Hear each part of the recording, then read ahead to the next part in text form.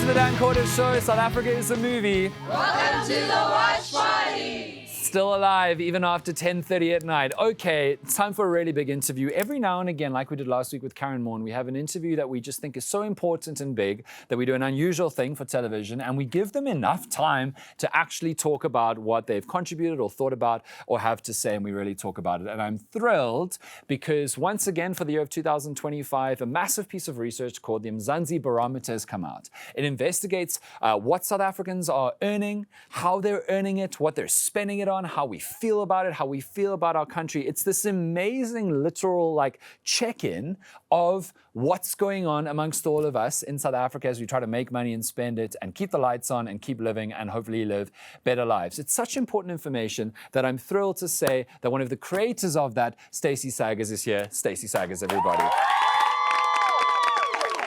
Officially from Kantar and the commercial director for Africa from Kantar. But before the Mzansi Barometer, I want to tell you that there's a pilot strike at Fly South Air right now. 200 of the pilots are on strike. Stacey flew here this morning from Cape Town. She woke up at 4 a.m. to discover her flight had been postponed for 8 a.m.? No, 10. 10 a.m. And so she got to the airport in 35 minutes from 4 a.m. and got on the 5:05 flight to be here. So make some noise for this woman. That is genuinely amazing. Okay, Stacey, thank you so much for the work that you do. Mzansi Barometer is wonderful. I've read it. I have so many questions about it. It's so wide-ranging. Can you just start by describing in your words what it seeks to achieve so people who have not read it can have a sense of what we're about to talk about?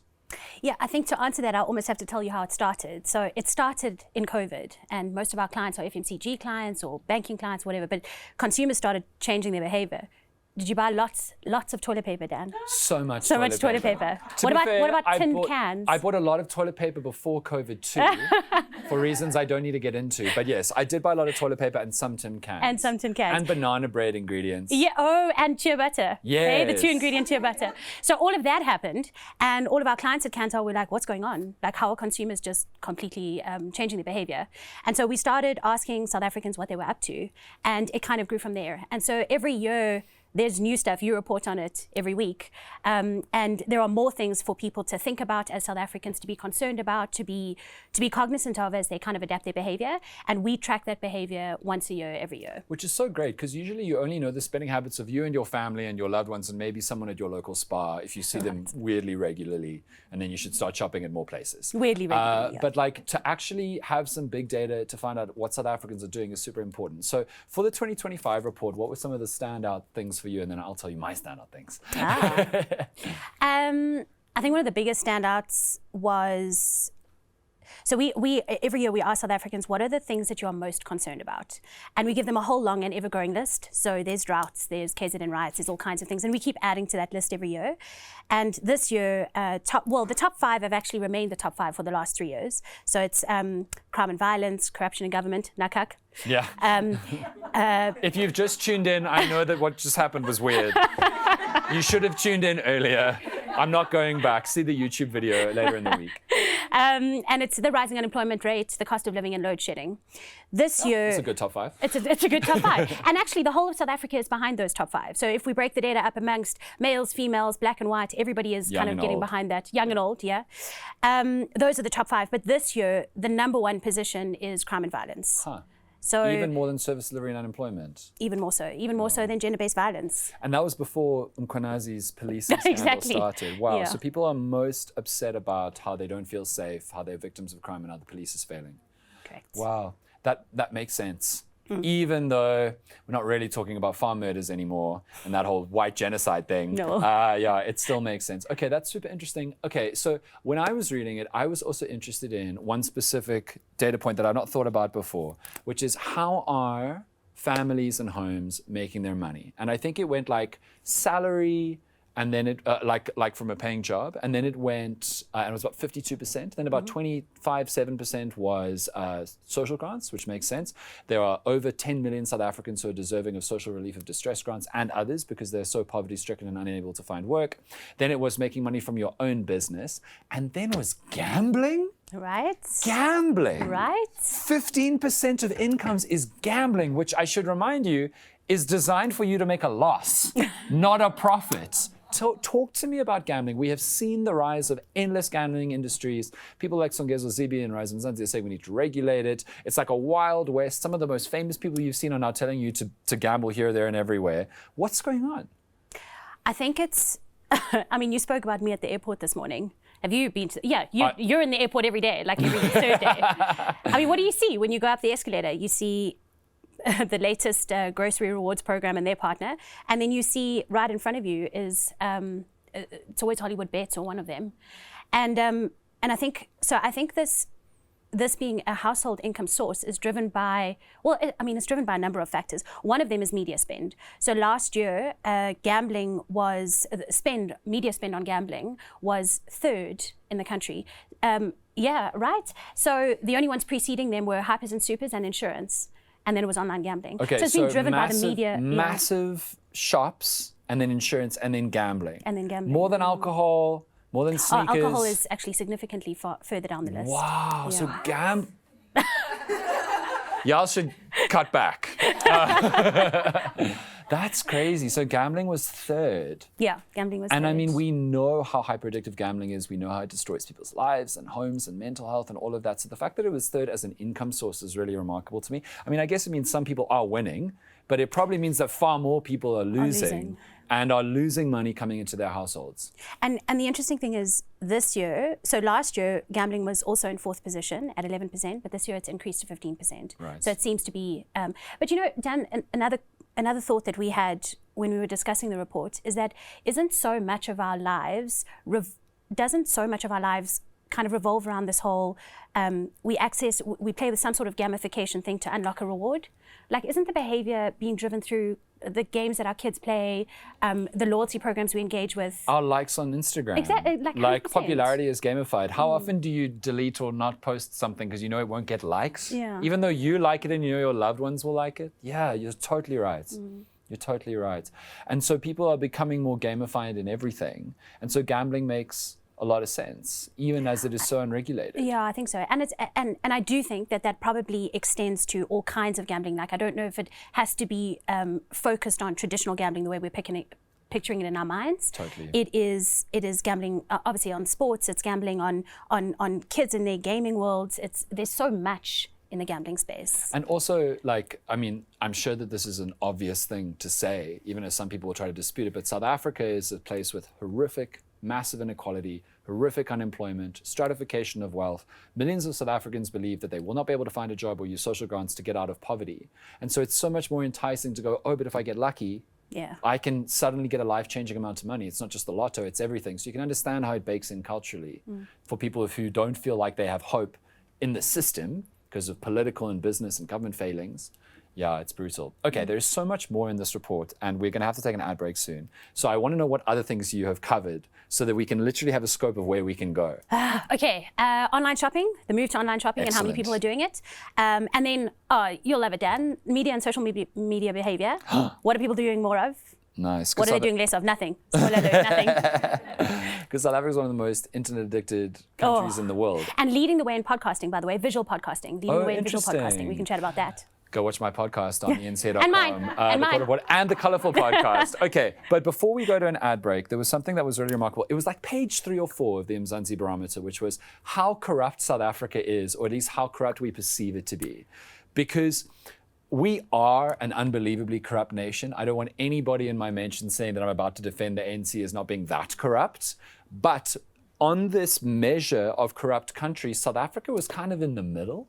Yeah, it was a little crazy for me. Just wait. I'm not saying it like because it can be way worse, we shouldn't be as upset. I'm saying it's really bad, but let's just get a scale in the whole world. Yeah, so Transparency International run this Corruption Perceptions Index. So it ranks all the countries in the world from the least corrupt, which is position 1, all the way through to the most corrupt at position 180. Least corrupt in the world? What do you think? A Scandinavian country, wasn't it? Yeah, nice. Denmark. Yeah. Most corrupt, South Sudan. Nailed it. Which has only existed for like 10 years. Don't clap for that. Well done, South Sudan. Really making us proud, guys. New country in the world. Anyway, okay. So South Africa is in position 82, which puts us in the top 50% of the least corrupt governments in the world. So hey, I'm in data, so I can frame things. On a technicality, we're in the top half of not corruption. despite being so corrupt. Yeah, exactly. That is crazy. Like, imagine what our potential actually is. To be more corrupt. To be more corrupt. Well, that's why we did Uya Waste on 99. Exactly. That's exactly the game, That's guys. why. That's exactly the point. Okay, so why do you think it's the fact that we've suddenly come to terms with how much more corrupt our country is in the last 10 years that makes us feel so desperate? Because again, I'm not saying don't be bleak about corruption, but I'm saying in the last 10 years as like a mood test of the nation, we are so much more devastated about how corrupt we are. People say that like we are basically Nigeria now in terms of corruption, which according to that report is not true. No, so Nigeria's much further down the line. I recall it was in about a position 120 out of 180. Yeah. But we have a live feel in the country that like we are just as bad as one of the most corrupt nations on earth. Why do you think we as a nation have suddenly felt that we're worse than we actually are, even though we are very bad and it's not acceptable? But well, maybe it's just having it exposed, like bringing it up. To be honest, I mean, most governments, unless you're Denmark, are really corrupt. Like there is corruption. I think it's about exposure. I think it's about, well, maybe it's like shows like this, but we're all spending, from the report we know, an inordinate amount of time online, watching this stuff, consuming it, and then obviously it just becomes our reality and we see it more and more. Just out of interest, because a lot of people who I think are unfair in South Africa like to compare us with these allegedly golden nations like the United States or the UK. As far as I can tell, they're also very corrupt. Maybe not as corrupt as us, but like, you know, their PPE scandals around COVID also, where did they sit on the kind of scale, the kind of index? They were both in the top 25%. Of least corrupt? Of least corrupt. Okay, so a bit better than us. So we're like, so they're in the top 25 and we're in the top 50. Okay. So we're like double them. This is why I love the Mzansi Barometer. It's so interesting. Make some noise for Stacy Saggers, everybody. She's going to be back in a second. We're gonna take a quick break, and I'm sure you now understand why I made the choice to have Stacy on for 2 segments, not 1. We're gonna be back with more fascinating insights about all of us. Okay, Stacy, I want to talk about online shopping. Another thing that I think COVID rapidly stimulated a change in behavior in South Africans, all because we were stuck at home, along with social media use. In your data of the Mzansi Barometer for 2025, are South Africans just all going on their phones and buying things? Such a cool one. Okay, so one thing is, in the barometer, we speak to connected South Africans. That means South Africans that accessed the internet in the past month. Right. And we know that to be about 75% of our country. So this is rep of those people. It is crazy that 1 in 4 South Africans doesn't have reliable access to the internet, considering that all of us who do have reliable access are on it all the time. Exactly. Truth. What was your question? About online shopping. About online shopping, yeah, okay. So amongst these connected South Africans, last year, so we every year we ask the question, have you ever shopped online? Just to kind of get an idea of penetration, like incidents, how many people do it. And last year we had 80% of people said, yes, I have ever. This year, up to 98%. Wow. So basically what we can say is that if you are online, you have now tried out online shopping. Which means 3 in 4 South Africans have probably done it at least once. Exactly, Wild. right? Well, and we know that that's accelerated into this year. But the part that was really fascinating was we looked at the data amongst lower income homes, higher income homes, and then township-based homes.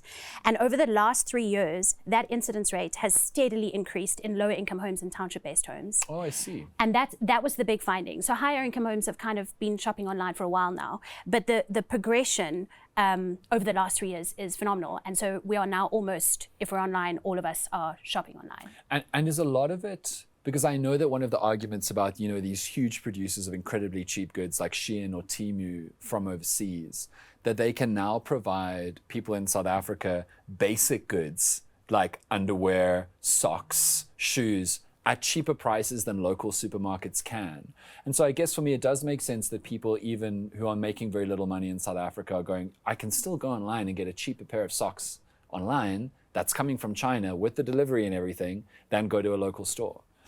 Yeah, well, okay, so 75% of people that we surveyed said they had shopped Shein or Temu in the last year, wow, which is wild. 46% of them said they're doing that more this year than they did last year. So it really has grown. But what is actually happening is it seems as though it's created an industry on its own. So people are creating WhatsApp groups and Facebook Marketplace type things, and it's an entire like flourishing industry is the resale of cheap Chinese clothing imports. Oh, I see. So South Africans are being entrepreneurs about it. They're importing super cheap. Of course they are. And then, yeah, of course. And then selling slightly higher, but still lower than local. And then, and I'm sure. And ordering on behalf of their community. So they're fixes, for example. Yeah. The Temu stock fell. coming to a neighborhood exactly. near you very soon. Okay, and connected to that directly, so South Africa is the most internet addicted country on earth. There's been a lot of data in the last 1 or 2 years about how we are just online more hours per day on average than any other country on earth.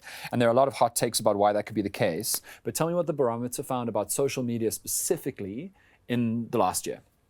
Okay, so net increase in being in social spaces. So net increase is the percentage of people who say I'm doing this a whole lot more, minus the people who say I'm doing this a whole lot less. Yes. And our net increase sits at every year on year, it sits at somewhere between 60 and 70%. So that's just compounded year on year. Saying every year on net, 70% more saying that they're doing social. it more. Wow. Yeah. So let's summarize. We're all doing it a whole lot more. Yes. And then I guess if the next question is what kind of platforms are we using? So the biggest one is WhatsApp. And don't you find WhatsApp quite fascinating? Like it just keeps coming up with a new solution to enable businesses, to enable community groups, all these kinds of things. So WhatsApp is really high. It's not a social media platform per se. And then after that we had interestingly, so Facebook and then TikTok comes in third position, and then I guess the Facebook thing. A lot of people are like, "What? Are people still using Facebook?" Lots of people. I know my parents are. Yeah. But I also think a lot of it is driven by marketplace. Yeah. So again, pointing back to the buying and selling. Online shopping. Online shopping. What I'm so interested about with TikTok is that it's the most high data app because it's all video. Like South Africans are spending so much on data. We know that our data prices are artificially high compared to the rest of the world. Please take out a class action suit against the cellular network companies. You watching right now. Please. But still South Africans are loving TikTok so much, and that was also, I think, a consequence of COVID, because regular TV couldn't do its normal production, and then there was TikTok, and we all started using TikTok, and that's why I now have a TV show.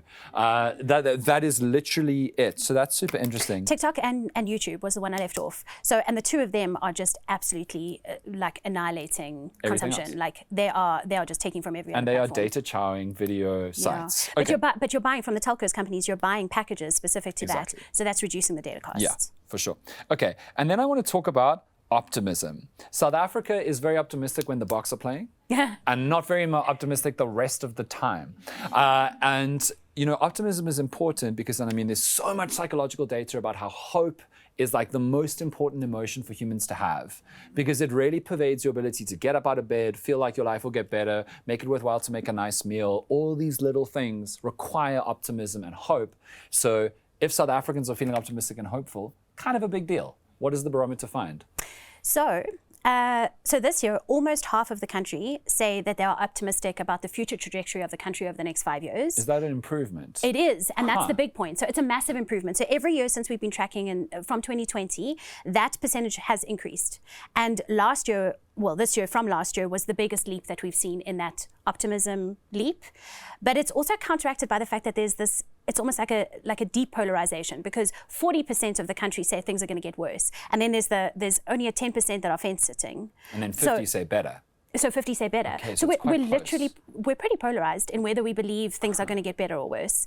But the percentage of people who believe it's getting worse has reduced this year, and the percentage of people who think it's going to get better has increased. That's so interesting. Why do you think that is? Because it can't just be COVID recovery. COVID is in the distance now. Some of us pretend it never happened. Most of us have blocked it out. But the particular jump in the last year can't be COVID recovery. There's been too much of a distance between that, community-wide trauma.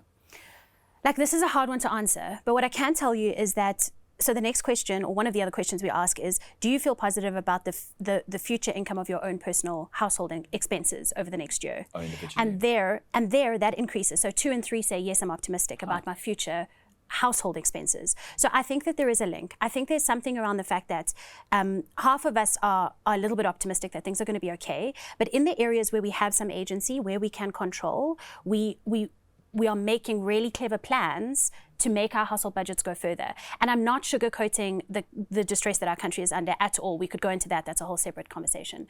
But the point is, the uptake in rewards programs in our country has been phenomenal this year. We ran the same study across 5 different markets in Africa, and South Africa shoots the lights out in terms of being really smart about how we are making money from our rewards programs. Right.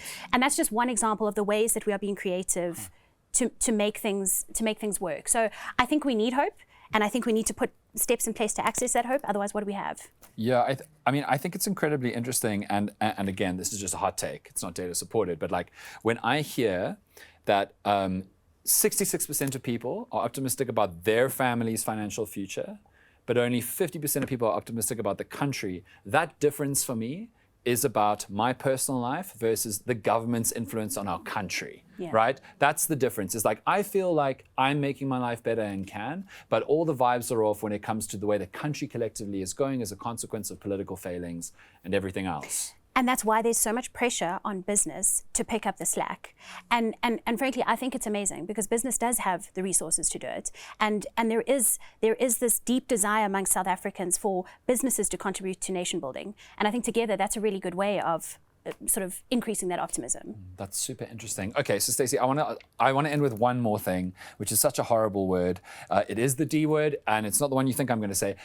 It is debt. Because so many South Africans are mired in debt. So many South Africans are struggling with sometimes generational debts that they have to pay off and getting compromised by rising cost of living, meaning that their wages are not going up as fast, meaning that they're not earning as much savings, or not able to save, or not able to pay off debts that they thought they were going to pay off.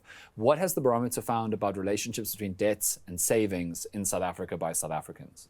So we didn't go into deep detail on it, but what we have been able to see is around the time of COVID, nobody was able to save money. It was really, really difficult. But the percentage of people who are able to save money has increased steadily to be 1 in 3, saying that I'm putting aside money for that I'm not spending it right this moment. Can I say that that's an investment? No. Can I say that it's growing money?